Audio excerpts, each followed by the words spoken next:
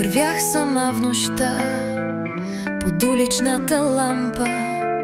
Съвсем сама вървях и страховете гаснеха. Тогава срещнах сянка, сянката на ангела. Отново у дома, отново у дома. И виждам още лекари и болни, игли на белите сестри. В вените тече още болката и сякаш кръв вали. Дъжда навън тихо скърби и кървава дъга за нас се появи.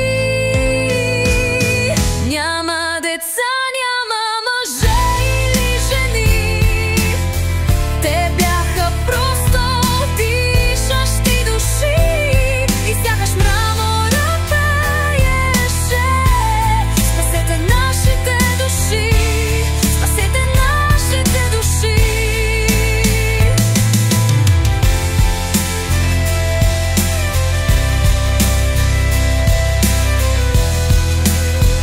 Който се пребори в тази нечестна игра, голяма е наградата. Бог е с нас, Бог е с нас.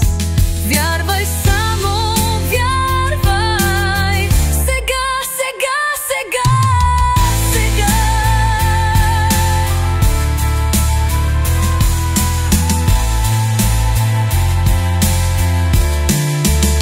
Събуди ме сянка на ангел, е бяла стая с бели стени.